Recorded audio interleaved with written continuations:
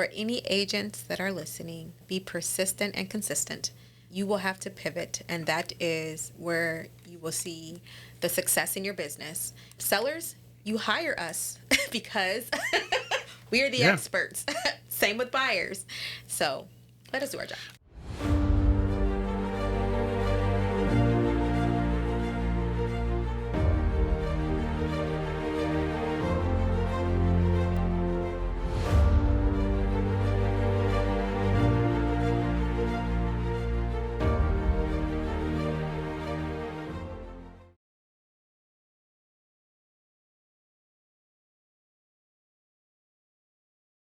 Hey, welcome back to the Real Estate Excellence Podcast, the show that highlights the stories, the strategies, and the grit of the top performing agents in Northeast Florida and beyond. In today's episode, we're driving into the mindset and momentum behind one of Jacksonville's top real estate professionals, a true example of what's possible when hustle meets authenticity.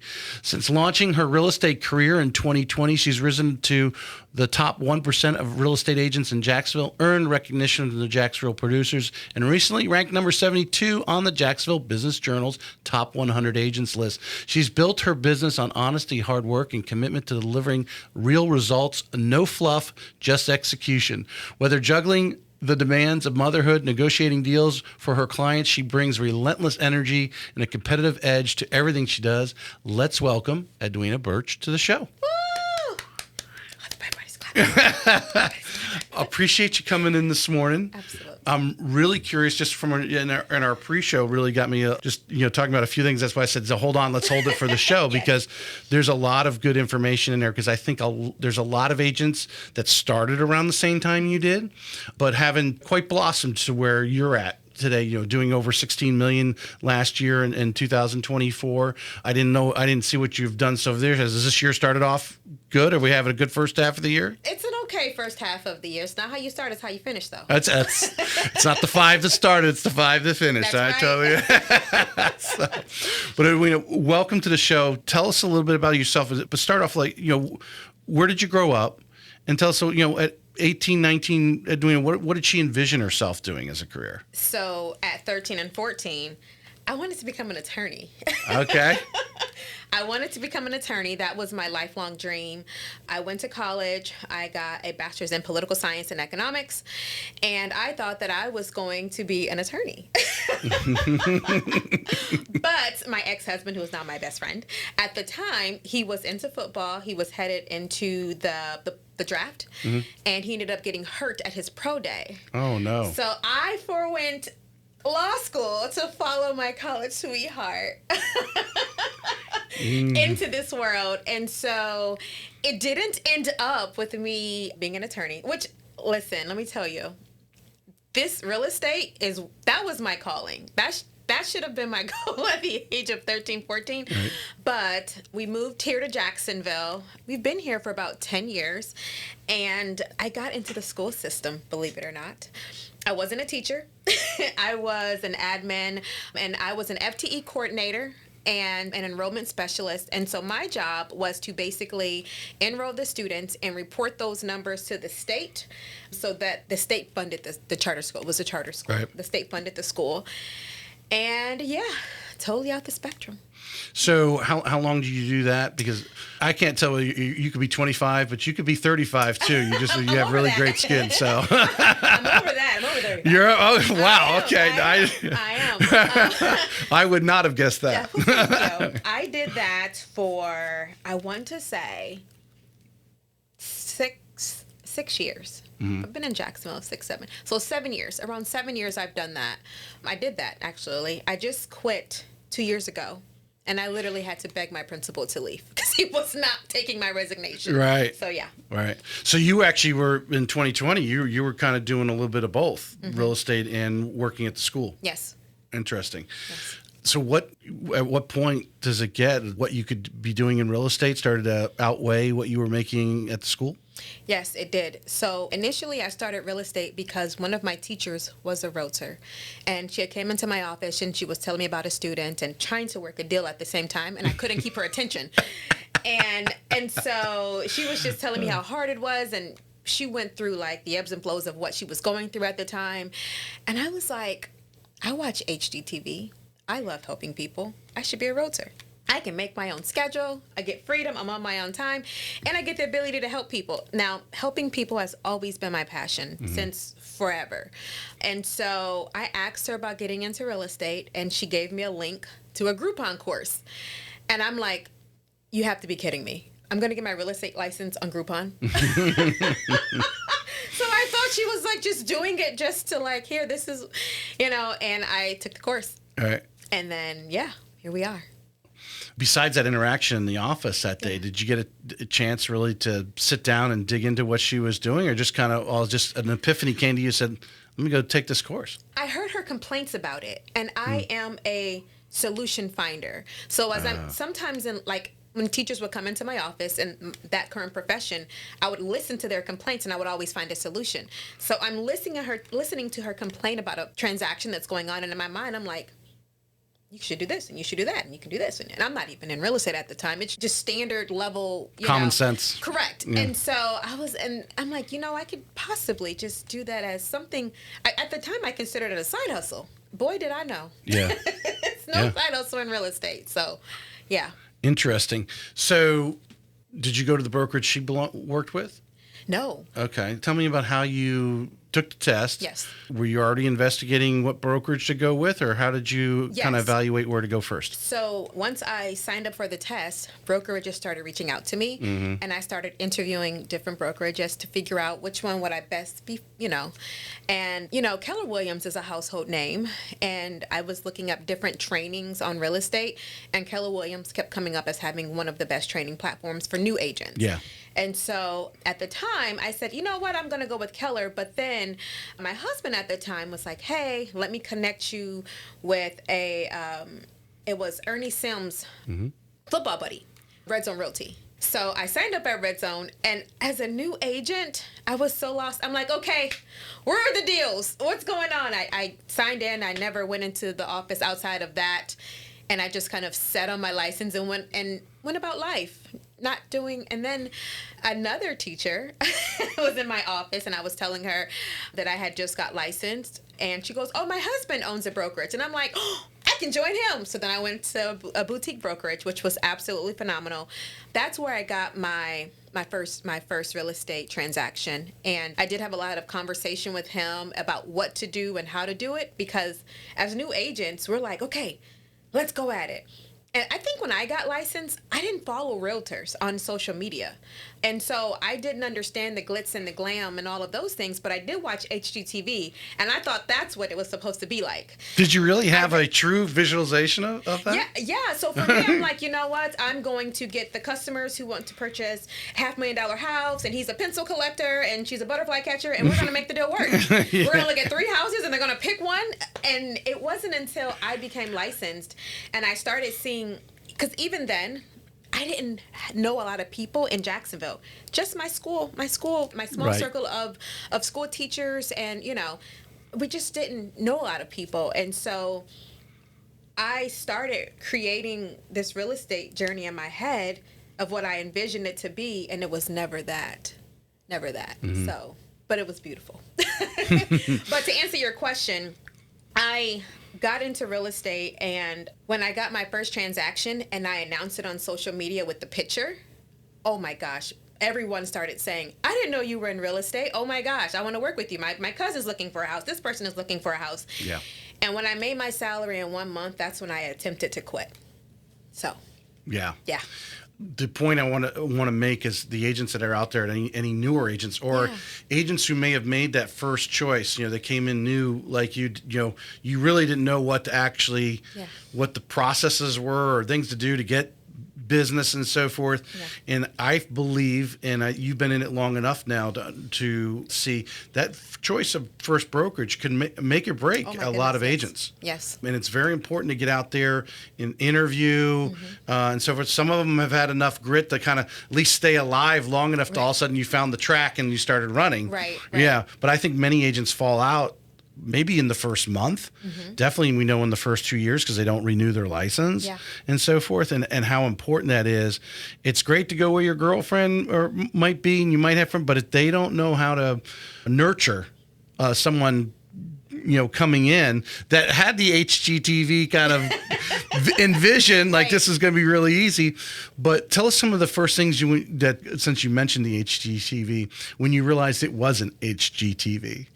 When my first buyer gave me 10 homes to look at. And I'm like, no, we're going to look at 3. We're only supposed to look at 3 homes, because in my mind. And I was so blessed because they were first-time home buyers. They didn't know what to expect, and I didn't know what to expect. So at that first transaction, we were learning together. But Did they know it was your first transaction? No, but on my 100th transaction, I told them. Okay. And so it's on my social media. I said, hey, guys, remember that first transaction? And they were like, yeah. I'm like, you were my first client. And they're like, what? We didn't even know. Yeah. I'm like, and you guys are going to be my 100th transaction. So she ended up getting pregnant, and now we're looking now. So it's for bigger home. Yeah. Full circle moment.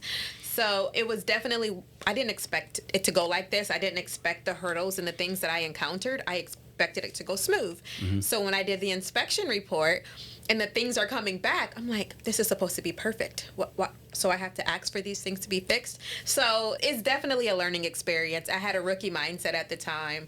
It was comical, and I'm blessed that I was working with people that were friends and that it was their first transaction as well, because had it not been, they probably would have fired me. Yeah. What are some of the things that, coming in, you took the test, but everyone knows the test is just so you don't get in trouble. It's giving you the rule book, basically. But really, what you learned at in this case, the second brokerage that you went to, he started to teach you some of the processes, some of the things that you need to be doing. Mm-hmm. Tell us some of those first things where you were like, oh my God, I didn't even know this is either possible in real estate, or just all of a sudden your mind just started to expand and start to see things on a larger. Well, he introduced me to the MLS and the things that I could do with that, and also the client relationships, which I already cultivated naturally. That was just a natural gift of mine. But having systems in place and having things in order so that you can run your business. But when he talked to me, it was in one ear, kind of out the other, because it was so much. You didn't have anything to stick it to yet. Correct. And I'm like, what does that mean? And you have to have this, and you have to have that. And I'm like, what do you mean I did CRM? What's a CRM? Why can't I use Excel? Why can't I use my sticky notes? These are more useful. They're color coded. Right. And so I can write everybody's name on one of those little things right now. Everybody's name. Right. Every client I have. I had one. I don't need this. And so it wasn't until probably my second year in real estate that all of those things resonated with me, and by then I had moved to Keller. Mm-hmm. Yeah. So Keller is definitely, if any new agent, I could feel comfortable saying someone that say I'm looking to get into real estate, what should I do? Yep. That button took off my do not disturb. For some reason, the camera wouldn't work without the do not disturb in there. But anyway, I could recommend Keller to anyone and feel comfortable about it. There's some others out there. I think Watson's made a cornerstone on taking there's a lot of great agents at Keller that started at Watson and so forth. That I think the term, they have resources because of their national ability to have a library of trainings and so forth, that whether they're virtual or whether in person, because they have a lot of experienced people, you could definitely recommend there. I think we're again go back to choosing that right brokerage. Some of these smaller boutique brokerages are really good when you know what you're doing. Right. They're good for that agent, as we were talking kind of pre-show, that agents, I'm at 7 to 10 million. Even if agents are doing 3 to 5 that are going along, they're giving them enough training to keep their business rolling. But the new agent, Keller or Watson, have that resources in place to do that. All right. So when do you really start to catch on? What do you think gets you to that? You said you got to a point where in 1 month you made more than your yearly salary at the school. Correct. What were some of the things that either someone taught you or you caught on, maybe watching what others were doing? But what do you think was a real attributor to that, getting you to that point? It's 100% relationships. See, again, at this time, I wasn't following any realtors. And the only two that I knew were working at the school, and they weren't on social media like that. And so for me, it was cultivating relationships and not being afraid to tell people that I can help them. I love to talk. I can make friends with a bench. You put me on a bench, I'm going to know the history, when it was made, all that. So for me, it was allowing me to be in a situation where, like in a school, where I told everyone that I was in real estate somehow or another. And then from there, that's where the referrals came. But had I not been in a school, like if I was just starting out, I think it would have been much harder. But my foundation started out with selling teachers' homes, selling homes to teachers, and then providing them the best service that I knew how. And each transaction became easier, but it was different. And even now, I'm still learning. Yeah. Every transaction is different. It doesn't matter whether you're at 1 or 1,000. Right, yeah. right. And it's relationship building and smiling through it all and always finding a solution.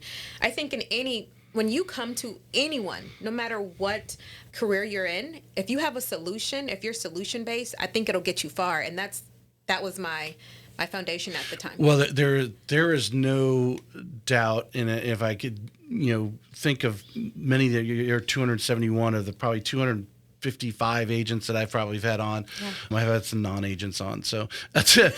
But when it comes down, especially right now, different than 2020, where you put the sign in the yard and you had multiple offers, and the better to home, you might have had dozens of offers.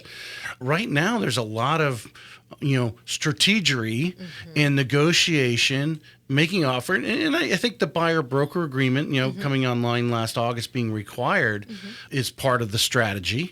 I think one of the questions, and it's evolved, agents have evolved, do I call the listing agent and ask, what they're offering? And then the listing agents, a lot of them are just, we'll make the offer and we'll figure it out. So that's kind of evolved over the last year. But have you found, especially, in the last, 6, 8, 12 months, there's a lot of hair now on some of these. The seller has their requirements, or they want to preoccupy the property. There's all these different things that you're having to juggle and get the deal done right now, more so than in probably any time. Yeah. Absolutely. So I think that with sellers, during my seller appointments, I am no longer looking at comps that sold 6 months ago. I'm looking at the price improvement that happened 2 weeks ago. It's a different conversation. And even since the buyer broker agreement, I'm making them more aware and giving them my feedback for what it is to get your home sold. If we list it at this price, it will sit. You might want to list it at this price. It's going to sit, okay? But if we list it at this price, then we can sell it. And sometimes you have to let them know exactly what's happening in the market, because sellers don't know, and I think it's our job to provide them with data. My neighbor house sold 6 months ago for $800,000. Yeah, but 2 weeks ago, the one across the street had a $50,000 price improvement. That's what we're looking at. Yeah. Because we're in a different market.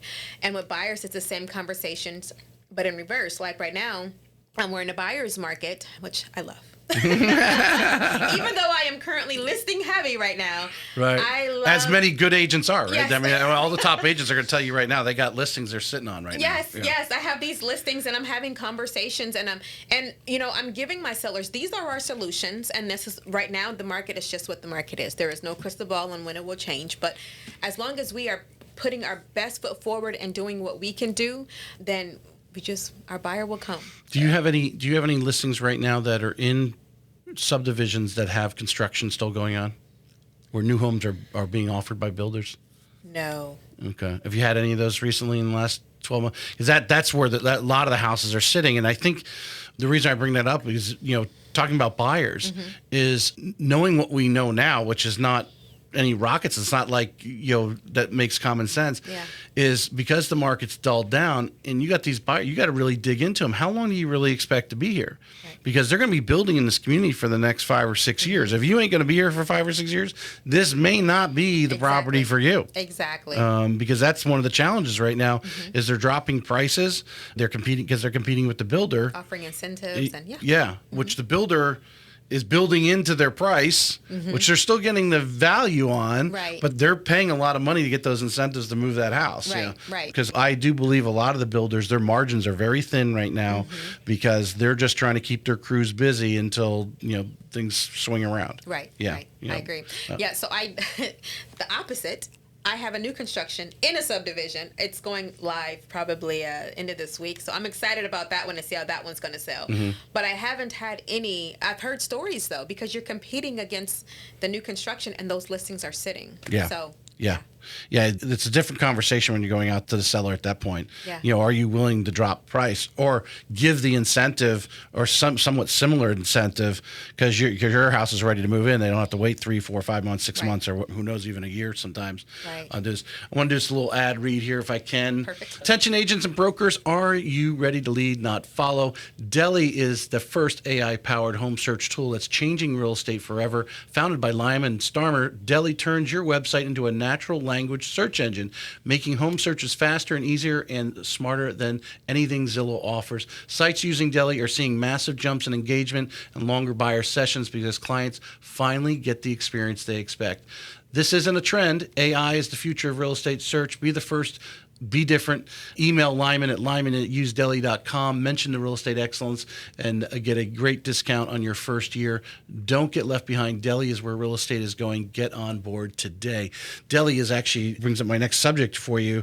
Are you using any, and this is throwing it out there for you because I don't know if are you using any AI in your business right now? I've started. Because you guys have been getting trainings like left and right on this stuff. Absolutely. I've started, but I haven't integrated it fully yet. Yeah. So the interesting thing is Lyman I had on the show a couple months ago, and he literally, people think that, I think the general public, when you mention AI, lumps everything into them. And with the AI home search versus your normal, I'm sure you can go on your website and do drop down. I want 3 bedrooms. I want, you know, type of thing. It literally is natural language, like you and I are talking here, or you're talking to a buyer. Hey, where do you want to live? I want to live here. Do you have dogs? Yeah, I want a big backyard, blah, blah, blah. All these different things that you exchange. The AI, they're trying to train AI to do that. Well, people think, well, it's AI. It can do. No, it cannot do that because it doesn't know.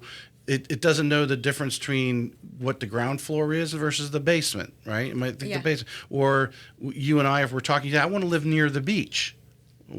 Near for you and near to me is 2 different things, right?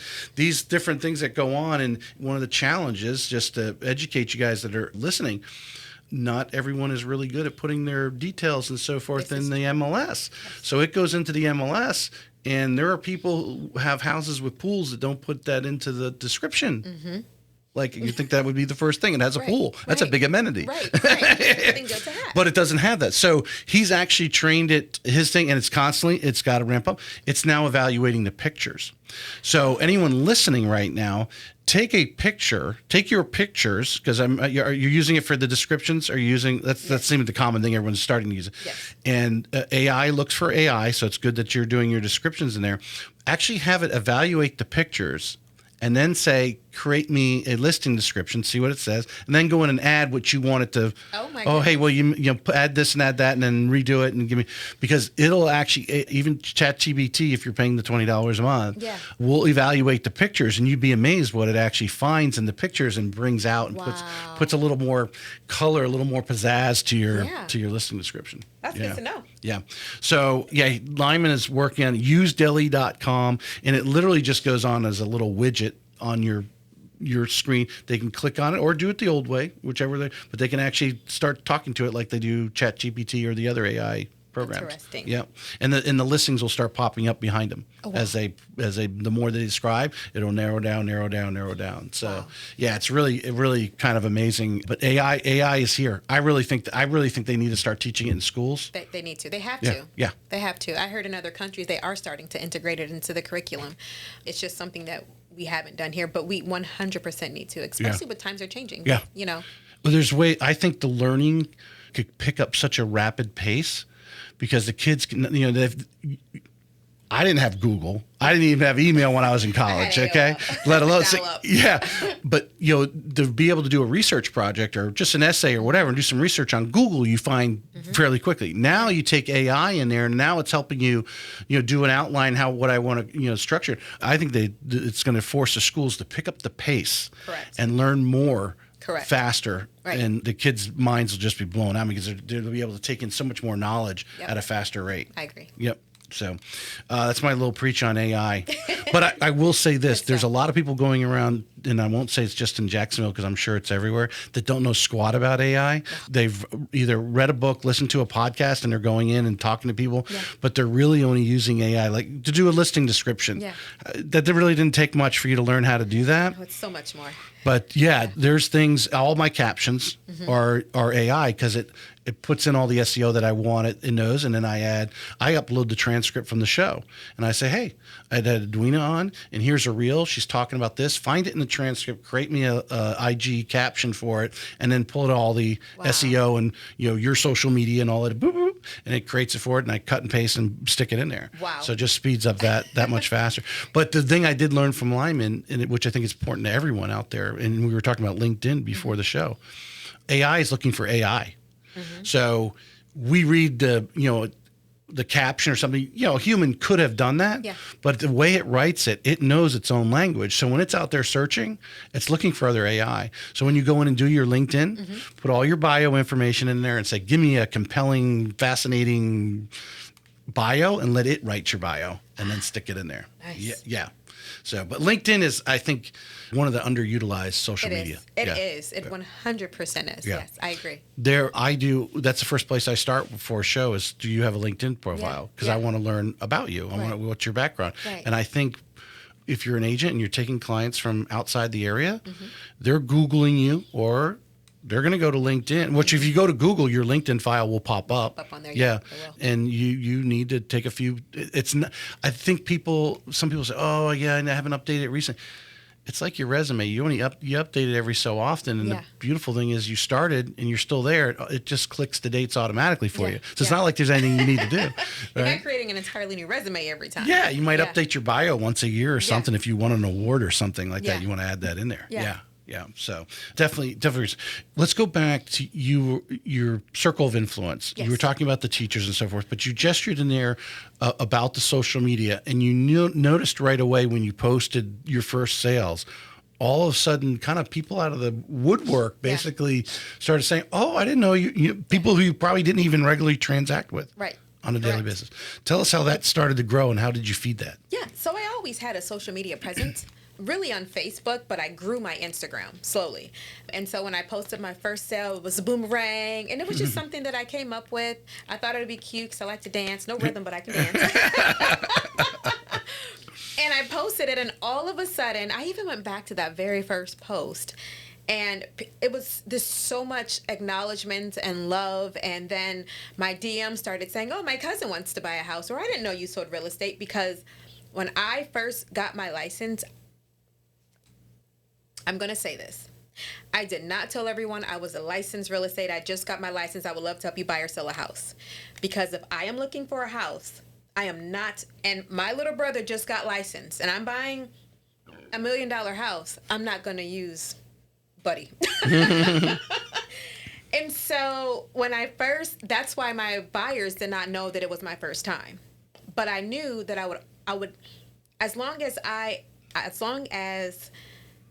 I could find a solution, I would be okay. To whatever was going on, if I find a solution, we're okay. So when I first posted that picture, no one knew that was my first real estate deal. No one knew that was my first transaction. Those were my first clients, and I had literally no experience at all. And that's how it started. And it wasn't until I think a year later that I said, I was talking to someone and they on social media live, and they were like, how long have you been in real estate? I'm like, a year. Just a year, and so by then I had did like 10 or 12 transactions or something like that. So yeah. Have you found, just being around other agents that are a little more senior, a little more experienced, so if you were explaining this to someone new coming in, like you said, your brother got his license, to really lean in to some of those people, if you can find a mentor, someone who's willing to mentor you, could really accelerate your learning curve. Absolutely. And confidence curve, really. Absolutely. Yeah. Absolutely. I think every new realtor needs a mentor, because they are going to propel you. You can go to all the trainings and mindset sessions that you want, but a mentor is really going to propel you to the next level. My first real estate mentor was Melissa Ricks. And how I found her was her boys played for our football team. We owned a football team, and her boys played for it. And she was at the thing telling me she was a realtor, and I think I reached out to her. And I was like, hey, I'm in real estate. And she was like, let's go to lunch. And that woman poured everything into me. And ever since then until now, and now I have Melissa Ricks, I have Kiana Watson. She's based out of Atlanta. And ever since then, I would call her for certain situations and scenarios because we don't know it all. And sometimes it may be harder to get in contact with the broker when you can just text your friend and say, hey, I want to run this across you. Well, I mean, broker is a wide open word in real estate to begin, because there's some brokers who don't produce anymore. Yes, correct. In my opinion, I could probably look and you start evaluating brokers, and brokers that have people leaving them is because they stop producing and they stop staying out in front. Now, I do know some brokers that don't produce, but they work very hard to be pouring knowledge into their agents, to be there as a resource, because they're listening. These transactions are going on with other agents. And as we were talking before, it's a lot of the deals right now have a lot of little extra things and negotiating doing negotiating repairs and so forth. And since it is a buyer's, leaning more towards the buyer's market than sellers, you have a feel for that. Right. Melissa's amazing. I love, her original episode was 30 something, I think. And then I had her team at the time on for episode 50. But to me, when agents talk about growing, I like her model. Yes. I'm not a big fan into the first, bring another real estate agent on into the mix. To me, unless that other real estate agent's running as fast as you are and you want to team up because you both can run together, great. But a lot of times you always hire the one that's new and it's just going to drag you down. Absolutely. It is a bad way because it takes away your time, right? They want to be trained. They want to be there when they should really just sit and watch you work. But anyway, Melissa Ricks for sure. And I want to get her back on. She says she wants to come back on, but she wasn't ready. That was 6 months ago. I haven't heard from her. She's ready now. Yeah. To update me on, that's one of the things I want to do is start circling back in some of the earlier shows and get updates. Cause now it's been 4 years since the start of the show. So I wrote a couple of things down. Okay. I wrote team down, but we talked a little bit about pre-show, and I said, well, hold this on to the show. At what point did you feel, or I think you said you were actually recommended to do it. Yeah. How early along did you hire that transaction? Where were you at in a volume space? You're like, someone said, yeah, hire the TC, or you started looking for one? Right. It was in 2020. And I was maybe... You're still working at the school. I'm still working at the school. No, maybe it was 2021. I think it was 2021. Mm-hmm. It was 2021, I want to say, or end of 2020. And I was close to 20 transactions. And I was talking to Melissa, and I was just, because trying to do all the things with the transaction. And Melissa said, you really need a transaction coordinator. And I'm like, no. I can do this by myself. This is my baby. This is mine. I'm going to do it. Right. And I realized at that time and she says, listen, if you don't listen to anything else I say, get you a transaction coordinator. And so I got my transaction coordinator, Jen. Oh my gosh, game changer. I'm like, what do you mean I don't have to upload this paperwork? What do you mean I don't have to send this email? What do you mean? And so that was at the moment that not having to do all of that tedious stuff gave me more time to be boots on the ground, talking to more clients.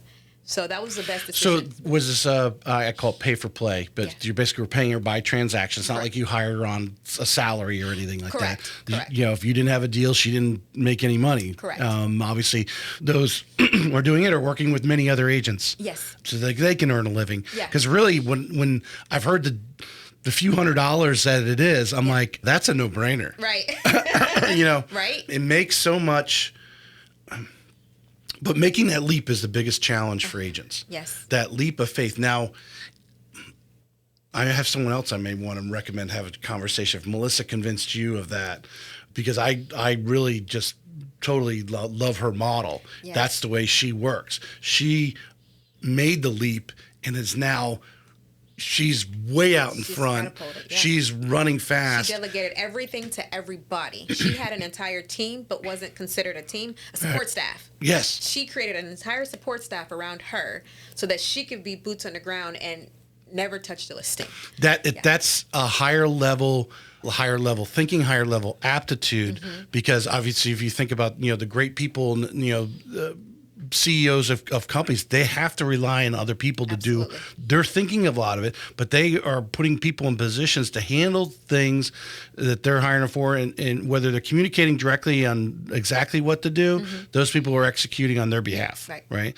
And that's, I think one of the other challenges I've heard is finding the right transaction coordinator, because people say, I had this transaction coordinator and they were terrible or didn't work out.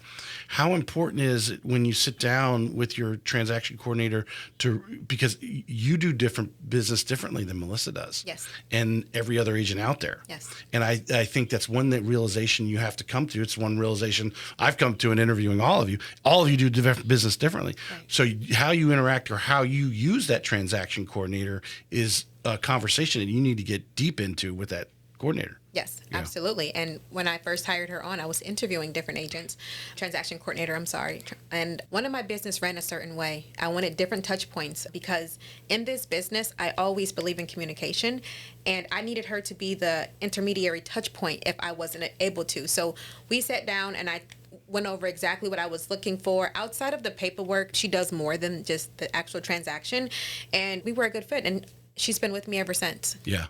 Yeah. It works in the loan world as well. If you've got a good processor or assistant, it's the same thing. You have to empower them. My rule on the mortgage side is when that loan goes over the processor's really in charge. Yeah. They're the ones who's putting all the paperwork together, handing it over to the underwriter and getting it approved. That's their job. It's like, correcting your grammar. They're going there, cleaning everything up and making it do. So I empower them like, you are in charge. Yeah. I'm now working for you. You call me when you need me and I will go do what you need me to do. Otherwise, you're in charge. Call the client, because they really can make you look good. Yes. Oh, she does. Yeah. She does a great job at that. What do you think are some of the, just for someone's out there who maybe has had a, challenge making this leap of faith, number one. Number two, that obviously they've heard horror stories, and maybe they did have a bad situation there. But some of the things where the transaction coordinator really makes you stand out as a professional. Yes, I think making sure that they're in alignment with what you want your business to be. Also, checking their references. What other agents are you currently looking for? And then looking up those agents and seeing what type of agents they are. Or maybe even picking up the phone and calling one and saying, hey, I'm interviewing your transaction coordinator right now. Can you tell me a little bit about, how it is, getting a referral, but most importantly, giving her guidelines to follow, because she really makes me look like a hero. Yeah. And it's after the closing, the small touches, the checking in on the client, and those expectations that are early on set can help you really, really come together with your transaction coordinator and, everyone else that, the clients that you're dealing with. So it's really setting expectations for your not just taking if you were running a business, and because real estate is a business, it is not a job. And if you're running a business, you're going to interview everyone involved in that business, and you're going to get references, especially if that employee is going to directly impact you.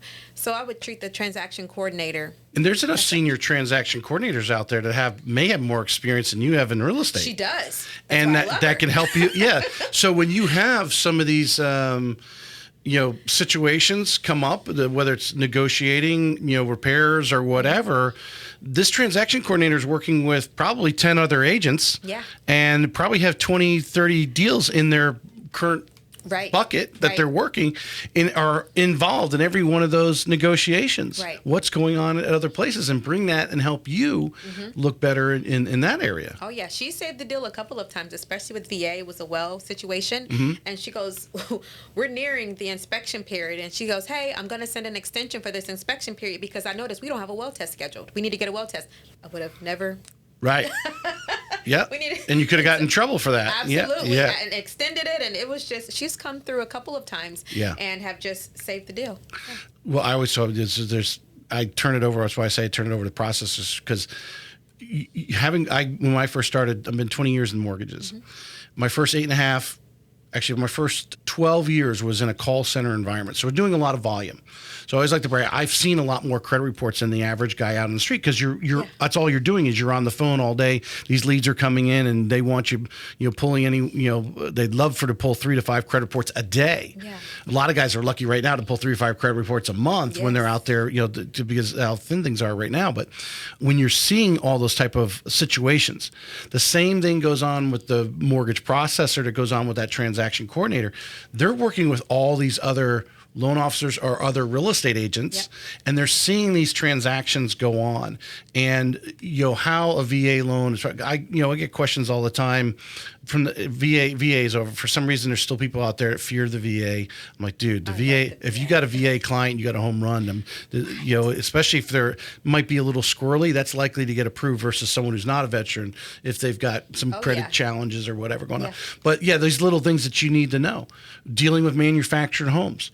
I love it when I got an agent on the other end that does them regularly because they know that needs the engineer report and all this other stuff, and they're already taking care of it. Right.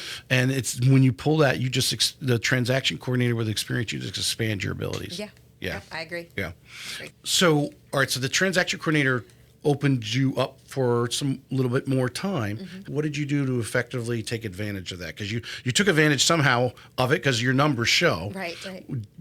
Have you ever looked back and say, hey, you know what? She gave me this many more hours in a day. I'm not stressed by going back and getting that contract written up. I'll just review it later. I can spend more time over here. What were some of the things where you're spending more time over there that started to produce more? I just started focusing on more income producing activities. I went batshit crazy. I went back crazy when she took on after our first month, and because when my schedule was, I would wake up at 5:30 in the morning. I would go to the gym. I would get the kids ready for school. I would take them to school, and then I was working at the same school that they were at. On my lunch break, I was showing homes, and then I think school ended at 3. They played sports, so I had the little 2-hour window in between then to get sports. Sometimes my husband would go get dinner so I can cook it when I got home. And then I would show homes in between then. And then in the evening, I would upload all the documents, follow up on all the title work emails that I couldn't get to throughout the day. Well, then instead of working on all these documents, I just started doing more income producing activities, reaching out to clients more, getting out to more places, putting myself out there. I'm never afraid to walk in any room that I've never been in and introduce myself. Sometimes it's just peace of mind, isn't it? I mean, sometimes I imagine some of those evenings not that, have to go home and, send out the emails and all that stuff. It's already been done. You were able just to have, take some time to yourself. And because I think when you read a lot of personal development books or biographies of some of these guys, or even just watching them on social media, hey, what is it you do? Why all these guys are in the meditation, right? They're all into the I forget what the terms they use. They get up early in the morning and do that. But that's when your mind can actually start to bring in, hey, you know what? I haven't spoken to so-and-so in so long. I need to reach out here. Right. And I'm not spending enough time at this activity. Or, my kids are in sports. What can I do to let everybody, all the moms and dads on the team know that I'm a real estate agent? That's the time when those things come up. Right. But if you're constantly running, you're... Right. And you're more present in the moment. So instead of being at a football game with my laptop, working, I'm like talking to the next parent about real estate or about our kids or just creating organic relationships. And I think that's where the success comes, is the organic relationships and the people that believe in you. They trust you. So I was able to do more of that. Yeah, to say of Melissa Ricks, I know she basically became the mayor of Yulee football up there. Yes. She did.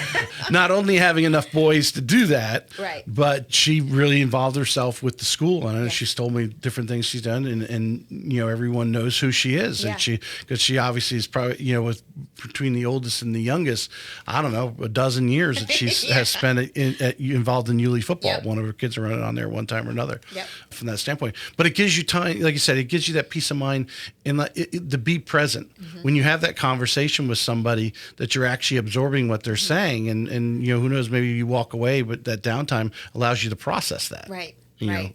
Versus running to the next thing. All right, I had ChatGPT create some good questions for me. Ooh. Let's see. I like this and this kind of might be a summarization of a lot of things you've said already, but you've been in the game since 2020. and already, cracked, the 1%. What do you think sets you apart from agents who've been in it much longer? My personality. I think that people are drawn to my personality, and I have a can-do attitude, and you can't tell me no. People say I don't take no for an answer. No, I don't take no for an answer. You're going to give me a yes. It may not be right now, but you're going to give me a yes. But I think people are drawn to me because of my energy, my social media presence, and when they actually meet me in person, they're like, oh, this is really you. You're just like you are on social media. What you see is what you get. So for me, it's that, and it's pivoting. A lot of agents, every once in a while, I shouldn't say I always, I've been in real estate for 30 years, and I understand you've been in real estate, but we pivot.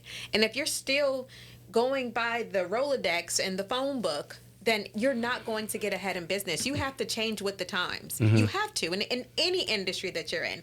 And so because I am so open to pivoting, I think that's what sets me apart. And when I pivot, I execute it. I don't just write it down. I execute everything that I'm going to do to get me to where I want to be. Yeah. Yeah. I like that.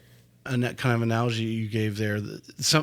And I think people do this at any time, but I think the thing is they like to drive things to their common denominator because it makes it easy to us. Okay, all these things happen. Well, this must be the reason. And if you do that too many times, you're going to put yourself in a rut, I think is really what you do. And someone who's been in the business 30 years, you've been through a lot of different markets, but if you're not in touch with the current market, because you're thinking this is like 2012. Yeah. Yeah. That's what I get. No, it's not. Yeah. Excuse me. Yeah. You got to be more in touch with what's going on. Yeah. And so a new agent who's very active in absorbing that in, like you are, really leading the charge, where the older agent, if they're thinking, this is like 2012, so I'm going to do this. Yeah. And not really staying, with their thumb on the, or foot on the scale, whatever you want to call it, being in touch. I think they definitely can fall behind. You persistent, consistent, authenticity, you brought those terms up. I want to throw another word out there. I like to talk about this one is when I write the book about the podcast, this is going to be the theme. And if you haven't read Grit by Angela Duckworth or listened to it, I would recommend if you're into listening to personal development book. But Angela goes in and studies why do some people have more grit than others? Why are more people willing to stick with itness, right, of anything they're doing? Yeah. So I call it the LLC. To me, in my life, I attribute my grit to love, laughter, and consistency, my LLC. So the first part, obviously, is easy and to understand my analogy there. Love. Why do you love real estate? Oh, I am in love with real estate. Oh, my goodness. If I could, I love real estate more than Starbucks. And my listeners, you guys know about me and Starbucks. Being a part of someone's journey, being a part of a life-changing transaction, some of the biggest transaction of people's lives. And it's me. They chose me. It's 12,000 realtors out there, and they chose me. Right. Everyone knows a couple of realtors. And so just being able to hand someone keys or make a difference. And I know it sounds kind of cliche, I want to make a difference, but no. I am truly, truly fighting for my clients and making a difference. And that's where my love for real estate comes, because I feel like when you do make a true difference in someone's life, you fall in love with it. So I'm in love with real estate. Yeah. Well, I mean, there's a common theme of many of the agents on that is it's the impactfulness. Obviously, when I think we all enjoy when someone thanks us for something. Yeah. Oh my God, I couldn't do it without you. That kind of thing. And most people are not. If they buy 3 to 5 houses in their life, that's a lot. Yeah. I mean, I don't know what the actual true average is, but obviously someone's in the military and they're moving around a lot. That's different. In corporate America, it's going to throw the scales off. But those are one-offs. Yeah. The average person, that living their life, I forget what the percentage of people have never moved more than 50 miles away from where they grew up. It's a huge percentage of Americans, So they're not buying a lot of houses because they didn't move more than 50 miles from where they grew up. And the fact that they've chosen, and when they show their appreciation, especially ones who don't think they can do it. Right. And you help them out, because I know on the loan side, say, oh my God, I couldn't. And I'm like, your loan was very easy. I did it. You make good money and you get good credit. You're a home run for me. Right. When they show their appreciation, that's our high. Right. We get a high off of that for sure. Right. Or when they cry. I dealt with a lot of first-time home buyers, right? And they are truly, truly, like, they're happy. They're grateful. I'm gonna cry. Yeah. Yeah, they now have something that's theirs. They have, everyone uses that term, the American dream, a lot of times, but they now have their they can say, this is my home. I own this home. Right. Thing, and that really means for those who grew up and got however, maybe there's a lot of people out there. Their parents have never owned their home ever. No. Yeah. And so now they feel like they're moving up. And obviously, your expansion in real estate, it's a big part of wealth creation. Right. Anyway, so we can underline that. All right. So that's the love. The laughter, I have to explain this one a little bit because not everyone fully understands my laughter part. Okay. And my laughter part comes from my great uncle who retired as a major in the U.S. Army, but he was a private on D-Day. Okay. And when I went to the military college of South Carolina, he told me, he said, when they're screaming at you and yelling at you, wiggle your toes because they can't see that, right? Mm-hmm. And you just kind of a humor thing internally. I believe real estate agents, at some time or another, you've fallen on their face or been punched in the gut, whatever you want to do. Some curveball came at you, you lost a deal, or maybe thought you were going to lose the deal, and you probably got on, if you didn't cry, you were on your knees praying, whatever. Right. Tell us about a situation where you had that. And today, you now look back at that situation and you laugh about it because you're like, remember that day I was crying about that? Yeah. I've done that 3 times now since then. That's what I mean from the laughter. Tell us a situation that kind of demonstrate your grit that, kind of sets you back and you're like, man, should I be a real estate agent? And then you fought through it and you persisted. Okay, so I never second-guessed myself on being a real estate agent because once I started, I knew there was nothing that could stop me. But there's been, a few deals where I just sat on the phone. I remember calling my mom and, oh my goodness, why are you going to make me relive this moment? I'm going to laugh about it now. Yes, right. We can laugh about it now. Laugh about it. And everything was perfect. She was relocating. I got all the movers, and we're getting to the last, I think, 10 days before we close. And I found out she owed some money to the IRS. Couldn't close without paying that money. She didn't have the money, but she had to move. And it wasn't an astronomical amount of money that she just didn't have. And I'm like, how do you not know? How does this not disclose?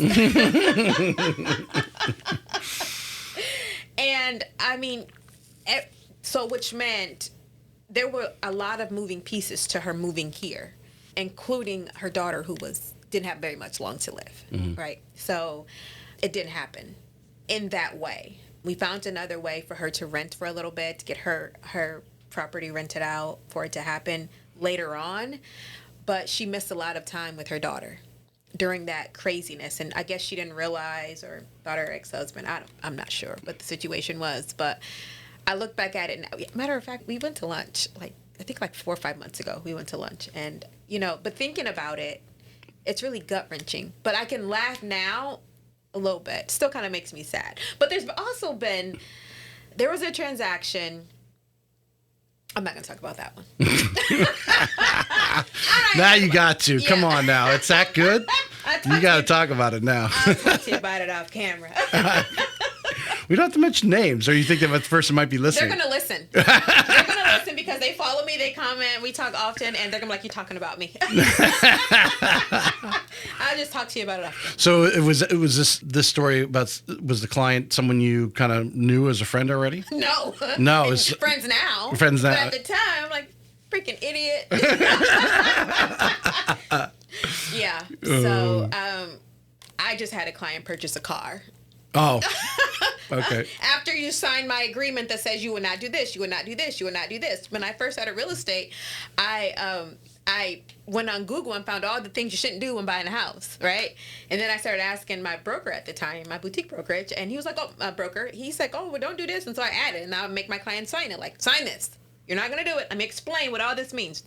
Crazy person. You can find that now on ChatGPT. Just type in, Give me 10 of the biggest things that people should not do while they're in the loan process. So I've critiqued it since then. It's very And it'll actually create a nice email for you to send out. Yeah, It takes you 30 seconds. Really? You cut and paste. I like my version. Hey.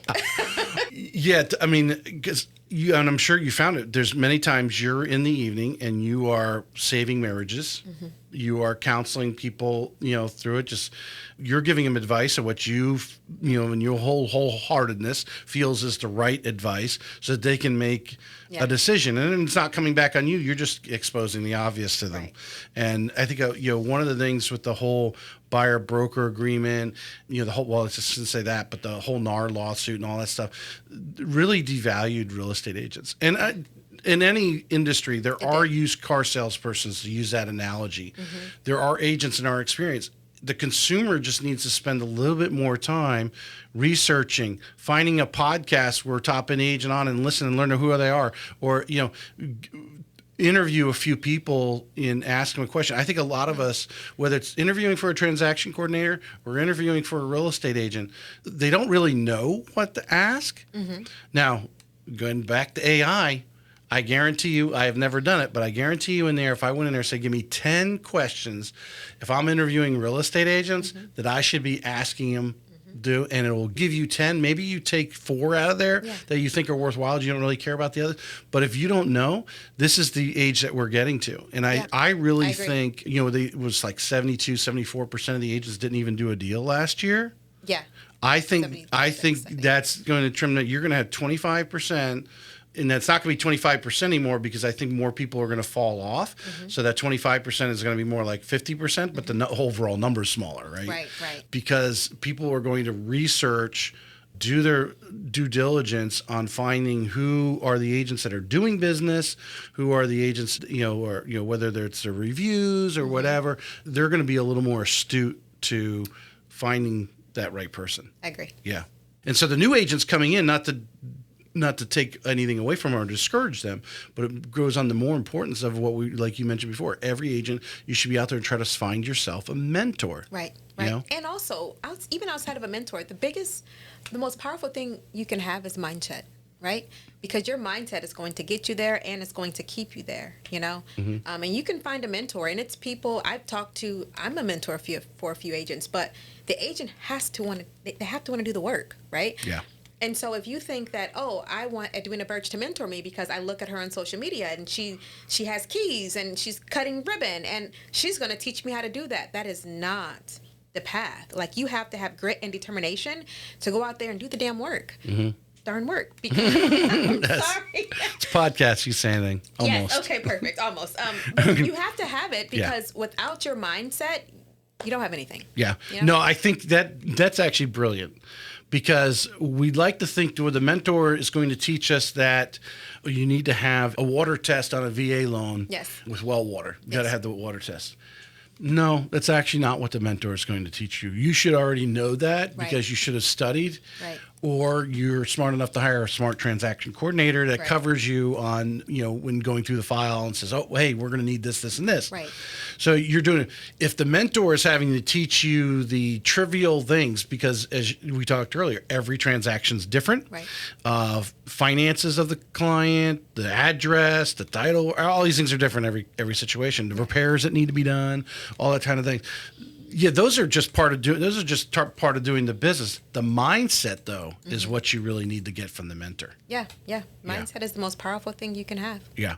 And I'm sure Melissa, you've pulled stuff out of Melissa and her mindset on why she created, because she's, of all the agents in town, to me, she's the most unicorn of them, and how she set up her processes. Yes. She knew she was the money maker. Yep. She made it rain. She needed people around to pick up the money. Yep.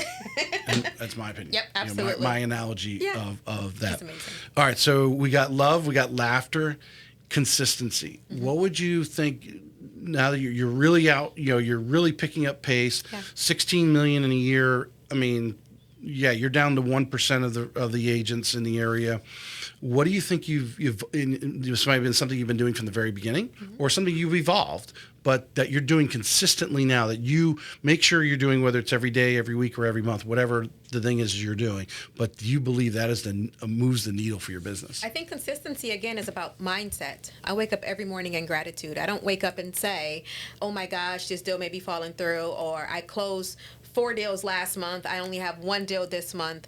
Consistency and is pivoting, being consistent and changing with the market. Right now, I'm loving up my database. I am loving up my database. So, if I get a lot of my deals through the referrals of the people that I've serviced or off of social media, I don't have any kind of like paid leads or anything like that. And so when I notice a shift in the market, I am shifting what I am doing. So the consistency to shift in any given situation and pivot to make your Or just the conversations you're having, right? You're loving on your database, so you're calling on them or contacting. What you may be talking about may be different depending on whether it's a buyer or seller market, right? That would be the first thing, hey. Absolutely. Or, trying to uncover deals, because you have to kind of create, well, who might be thinking about selling right now? And who do I need to be talking to that's thinking about selling? And what do I need to say to them to convince them that, like, this is the time to do it? People sometimes, they don't think that they can buy. Right. I've ran into a lot of that early on in my career. I can't buy. I'm paying rent for $2,400, but I can't buy. I can't afford to buy. Well, why? Like, I don't have credit. I don't have the money. We're going to fix that. Yeah. Okay. Let me find a solution. Let's start that journey today. Right. We're going to fix that, and you're going to have a house, and I'm going to give you the keys in 1 year from now. Do you trust me? All right, let's do it. Yeah. When I get them, and then 1 year from now or less, I'm handing them keys. And then they're telling, when you see a good movie, what do? Tell all your friends about it. So if I provide that good service, I want to be that movie that they tell everyone about. Just reminds me of a couple of guests I've had on this year. Danielle Otone and Jessica Mendez. And they're deep into the Hispanic market. Okay. And a lot of them aren't, they handle their money a little differently. It's the culture of that. And right now, today, they're not. But those two ladies have built and become the great, and I think it was Daniela told me in the last 12 months she's done like 82 transactions or something. Wow, you don't get to that level without nurturing those people that you're talking about. Yeah. Hey, you are eligible. Okay, well, all right, well, you're not right at the moment, but this is what we need to do. And now you're reaching out and pulling someone up. Right. And now they're committed to you. Right, absolutely. Because you're pouring into them. And I never look at, and one thing I've learned is everybody can buy a house, in my opinion, because I haven't ran across anybody that can't. And I know that in this world, there are people who absolutely can't. But I think that with true grit and determination, they can. So no transaction for me is too small. And I'm going to give you a small story. It was a lady of mine that was referred to me. She wanted to purchase a home. She could not. And so I put her in a program to where, listen, 8 months from now, we're going to start home looking, and I'm going to keep checking on you. And in the meantime, she referred her uncle to me, who then had me list his house that was like, I don't know, $300,000. But then he referred a $3.4 million listing to me. Wow. And from that $3.4 million listing, I got a $600,000 listing in Oakleaf. I got a $1.1 million deal from that. And so it's like, you never look at people and say, I can't help you. Everyone, for me, I'm like, everyone has the ability to, again, until I'm shown different. Hey, you want to buy a house? You don't have a job? Let's get you a job. you expose something that I often say. You don't know what's under every rock. Right. And that person who you're talking to, who may not be able to purchase, but you're kind of pouring into them, you're encouraging, you're helping them, trying to find that path. You don't know if that person is the best friend and grew up with the CEO of Gate Gasoline. Yes. You just don't know. Right. And that person goes and says, hey, Edwina, help me get here, purchase this home. We worked on it for a year. She helped me get my credit scored away, my income, whatever it was. Right. And then that person just has that feeling like, wow, she sounds like a great person. I want her to sell my house because I'm going to reward her for being great, for helping out my friend. Yeah. You just don't know what's under the next rock. Absolutely. Yeah. And so I have that same mentality with whether you're a $1 million buyer or you're buying a house for $50,000. My processes do not change. So. How has it changed your life a little bit? You know, I think you mentioned you're a single mom, right? You got Yep. Yeah, but obviously making the wage you were making at the school, Yeah. and all of a sudden you make that in 1 month. Yeah. So we know you're well beyond that. So how has that changed you and your kids? You know, I guess lifestyle. Yep. Now you've been in real estate. We've always had a pretty good lifestyle, family trips out the country, things like that. Now, we've always Well, I would imagine on a school salary, you're balancing your checkbook. Well, I was married. I just recently got a divorce. So Okay, all right. I was balancing my checkbook on a school salary. But my husband at the time made over 6 figures. Oh, So okay. All right. So all right. Yeah, we were okay. And we always lived we always lived below our means at the time. We always lived below our means. And so we took family trips out the country. We would fly different places. But, you know, I was looking, you know, I'm like, okay, we were budgeting. There we go. I was budgeting more back then. And here I budget. You don't but stress about it. Yeah, I don't look at it too much and say, oh, well, we can't, you know, do this or do that. And, you know, I bought my son a car, F-150 cash. Back then, I probably would have gotten him something smaller and, you know, probably financed it. So it has changed a little bit. It can change a lot more, but I just haven't, you know, allowed it to change we'll me. We'll have to come back for the update show. Yeah, ask me in 2 that. more years and I buy a mansion. Well, here's one I think is to throw out there to be on the subject of the kids a little bit. Yeah. Because how many kids do you have now? 3. You have 3 kids. Yes. One's old enough to drive. Yeah, he's actually going to college in 2 months. I'm so excited. I can't wait till my grocery bill goes down. And I know there's a lot of single mom agents out there. Yeah. I've met a lot of them, and a lot of them are just awesome. Yeah. I mean, real estate agents. Being a full-time mom and top producing agent isn't easy. What systems or routines have helped you balance both? Nothing's balanced. Good answer. My life's a shit show. So all of my kids are active. I have my oldest son he's track's ranked number 15 in the state, and he has a football scholarship to play at St. Thomas University in Miami. My youngest son, he's my middle child. That's Satan's tater tot. I don't know where he came from. He plays football and he runs track, and my daughter does track and she does gymnastics. So I try to be at everything when I can. You know, I've missed birthdays, I've missed events, I've missed recitals, I've missed award ceremonies, I've missed a lot. But the things that I can be at, I am present and I try to be fully focused. What I love about social media is that my clients know that my kids play football, right? So on Friday, I'll get text messages. Hey, can you look into this before you walk in the game? I know the game's about to start. And I just love that because it's like they're aware of me. You know, they follow me on social media and they're like, I hear a lot of agents say, I love that you pour so much time into with your kids. But what people don't see is the times that I miss, the birthdays that I miss, you know, not being able to go to a birthday party because I'm out showing houses. And so, yeah. But I love my babies. My oldest son he leaves in 2 months. I'm so excited. You don't know how, do you have kids? Yeah. How 15 and 12. Oh, your grocery, are they boys? No, my son's 15 and my daughter's 12. Okay, so your grocery bill's kind of there. My son eats like 4 grown men.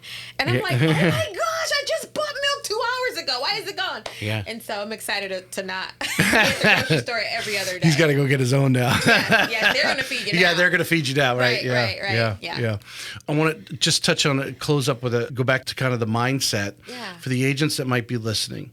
You've mentioned that you're good at building the relationships. You know, people resonate with you, they bond with you, you know, whatever the energy is going there. Yeah. They like you, basically, is what it comes down to in conclusion. What's your mindset when especially when you're going you're meeting with a buyer you don't know or a seller you don't know, but what are some of the things that do you go through, or maybe you've built into a routine that you make sure you cover, you know, at least to get started, kind of like the podcast here. I have a couple questions always to get the show started, and then it will take off from wherever it's going to go. Yeah. But what is your mindset when you go into a buyer's consultation or listing consultation? Because I assume you don't know this person. Your first goal is, I want them to like me. Yeah. What do you do? I have a mentality that everybody likes me. So already forwarding that, I'm projecting that. Projecting You've that. seen what's his name? Ryan Serhant? No, not Ryan. Tom? Tom. When Yeah. Tom came in, his expression was like, oh my gosh, I go in with confidence that they're going to have a problem and I'm going to solve it. Mm-hmm. Whether that's, hey, I need to find a house. That's a problem I need to solve. I need to sell a house. That's a problem I need to solve. And then I dive into the smaller things to get that done. Mm-hmm. So my mind frame is every meeting that I'm going into, they're going to have a problem that I need to solve. And as long as I project my true self on them, and my mentality is always, they're going to love me. They're going to love me. I'm so bad at it. When I go to my listing appointments, I leave my lockbox. And I say, hey, I know you're interviewing other agents. I'm going to leave this here. Let me show you how it works. And I talk to them about the security of it. But if I don't get it, let me know, and I'll just drive 45 minutes back to pick it up, okay? I love it. Yeah. And then they have to make that god-awful call. Nobody has ever called me to pick up my lockbox, so that's a good thing. That's a good thing. Oh, boy, if they do. That... Well, when you were explaining that, the thing that started to go into my head was assume the sale. For sure. Assume they're going to like you. Assume because you are going in there. You're confident in your knowledge of what's going on. You're prepared. You're going in there, which a lot of agents, you spend a lot of time preparing. If you're listening and you're not preparing yourself to go to a listing agreement, then yeah, you don't expect to win it. Right. But if you're prepared, you actually are. It's kind of like that thing where people say, oh, yeah, I mean, the first thing is just pick up your phone. It's like, oh, that's all I need to do is pick up my phone? Well, you're like, yeah, you're already 90% in the door just because you pick up your phone. Right. I mean, well, that's easy. Yeah. Being prepared for a listing appointment, that should be easy. Right? Yeah. Because you have, as Tom likes to use, the answers to the quiz. There you go. You have the answers to the quiz, so why are you afraid to take the quiz? Right. Right. But I like that it goes back to the mindset term. The agents that are listening, going in and projecting that you're their agent. Yeah. Because you're good at it. You're going to deliver on them. And the reality is, I think people get nervous because they don't know what's behind the curtain. Right. But that's every deal. That's every deal. That's life itself. And I go in there, and when I'm talking to them, I'm like, and when we list, this is what it's going to look like, and let me show you our team that we're going to be working with. It's not, oh, I know you're interviewing 6 agents, but if you choose me, and this is what we will do, this is what I can do. No, this is what's going to happen. Mm-hmm. And I'm going to list your house, and I'm going to sell it. Because if I list it, it's going to sell. Here's my lockbox. Let me show you how it works. Let me show you why I use it. And yeah. How do you handle the situations where you do go over to somebody's houses? You're meeting them for the first time, like a listing agreement, and that you need to have some hard conversations with them, like, we need to clean this up. Oh my gosh. Those are the worst. Or the smell. Yeah. And I'm saying, listen, I need all of this stuff gone because when somebody comes to your house, they want to see it as their own. I have a cleaning company that I can recommend. I can have them over here in 24 hours. But these are all the things that I need up. Oh my gosh, I love all your playpens and all your toys. But we don't want anybody to think that don't have kids. Or maybe they can't have kids. It may be an emotional trigger for them. Not saying that it is. But if that's it's clutter. It's cluttered. I had a playroom, mm-hmm. But it wasn't cluttered. And when you got to kick the stuff over and move it over, I always tell them, I need your house empty. If it's really bad, I need your house empty because I need people to walk in and view themselves as living here. We can't do that with every wall covered and all the, Yeah. And then I don't think I've ever told a customer their house stinks. I just brought over air fresheners and carpet deodorizers and things like that.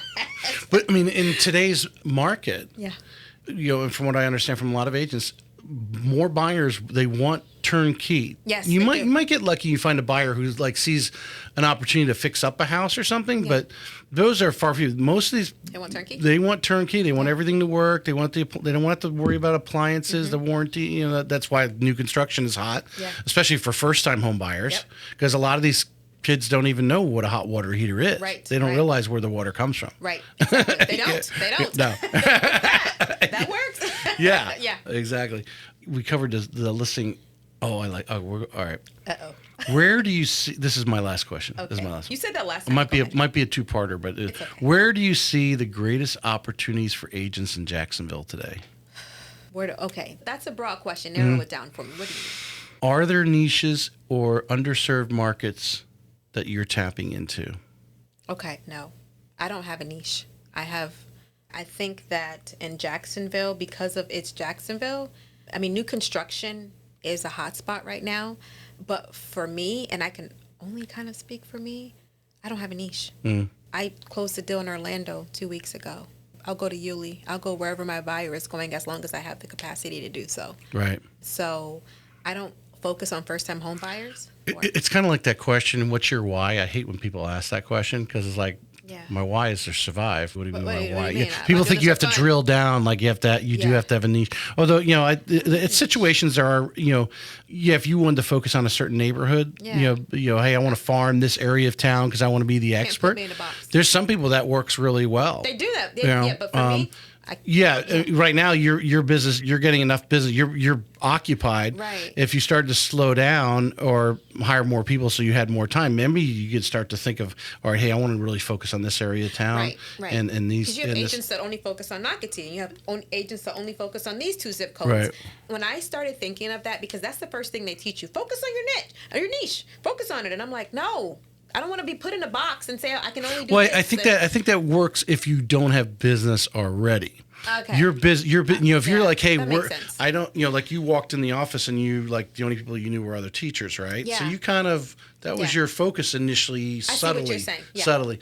Yeah. So that makes sense. If you're an agent out there and like, hey, I'm getting my business started. Well, how do I want to? Okay, I want to focus on these 3 neighborhoods, and I'm going to own those 3 neighborhoods. Mm-hmm. You'll eventually get business out of those because you'll be seen as the expert. Yes. In that area. In that area, yes. I see what you mean. Anything you like to add here to our? For any agents that are listening, be persistent and consistent.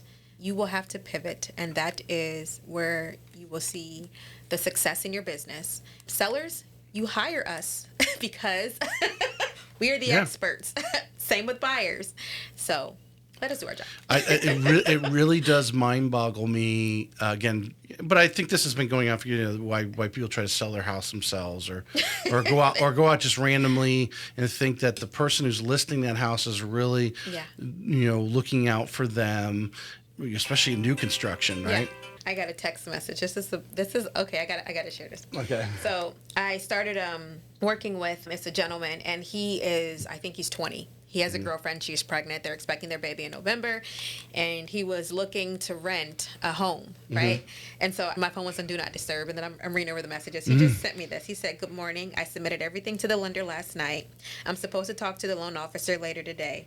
I wanted to say thank you. I'm beyond grateful to start this journey with you. And I can't wait to close. Thank you for believing in me." Yeah. This is why I love what I do. Yeah. Like, you can pay $2,500 for rent. No, you can get a house. Yeah. Don't do that. Yeah. So, yeah. Yeah. I appreciate you coming on today. Absolutely. Thank you for having me. It was a good show, and obviously I take every show as almost like a personal development, learning from different people, and hopefully some agents here, whether they got a tip or got inspired. But I think I'm writing down what the title, persistent and consistent, might be the title. Mindset is another word, mindset. I like mindset. I really think we drove mindset because I think that is a lot of what you've narrowed your business down, 100%. And having that mindset, walking in and talking to people, that sort of thing. So just a great show. Absolutely. Appreciate you. Thank you for having me. Thank you. This may be it for today's episode of Real Estate Excellence, but we both know your pursuit of excellence doesn't stop here. To connect with the best of the best and really take your skills to the next level, join our community by visiting TracyHayesPodcast.com, where you'll meet more like-minded individuals looking to expand their inner circle and their personal experience. That's available at TracyHayesPodcast.com.